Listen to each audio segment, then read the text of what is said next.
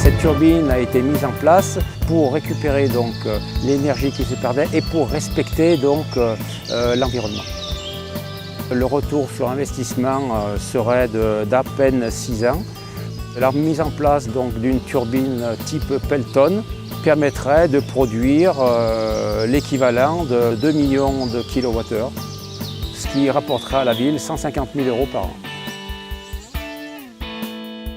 L'eau démarre du barrage du Padrillo, traverse par la dérivation, arrive dans la turbine, produit l'énergie et se trouve dans le bassin de Rochecorbière. De celui-ci est redistribuée l'eau vers la ville de Saint-Étienne. Donc vous voyez ici la dérivation sur le réseau d'eau existant, le T matérialisé existant par une conduite acier marron et la construction de la conduite neuve en inox 316. L'alimentation en eau de cette turbine est gravitaire du fait que le barrage se trouve 100 mètres de dénivelé au-dessus de la turbine. Cette turbine Pelton est alimentée par 4 jets indépendants et fonctionne sous une pression de 10 bars et un débit maximum de 550 litres par seconde.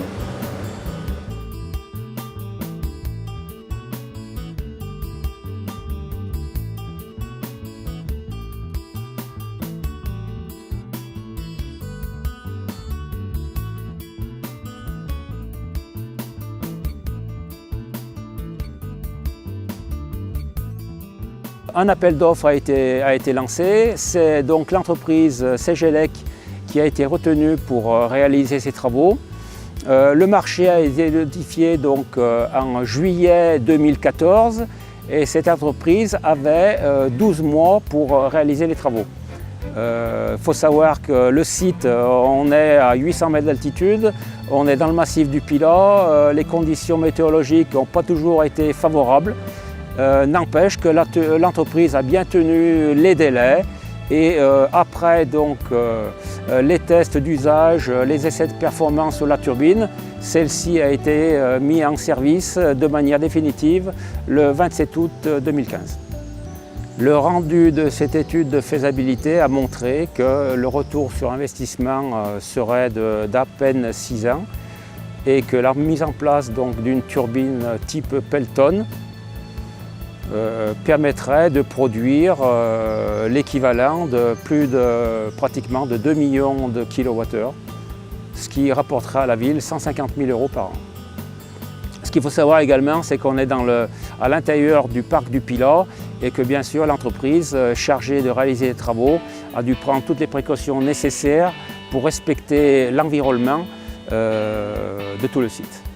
Il est bien évident qu'un certain nombre de précautions ont été prises avant d'installer la turbine.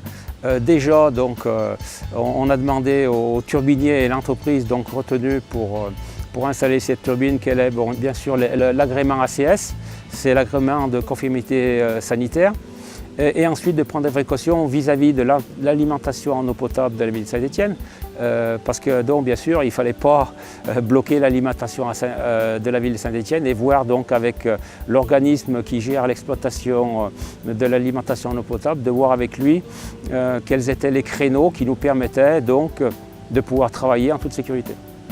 Elle donne entière satisfaction et la ville de Saint-Étienne continue de rechercher des sites sur lesquels elle pourrait installer des turbines de ce type pour récupérer l'énergie naturelle qui se perd. L'installation de micro- et picocentrales hydroélectriques sur les conduites d'eau potable est un moyen optimal de produire de l'énergie électrique tout en dissipant la surpression dans les réseaux de distribution.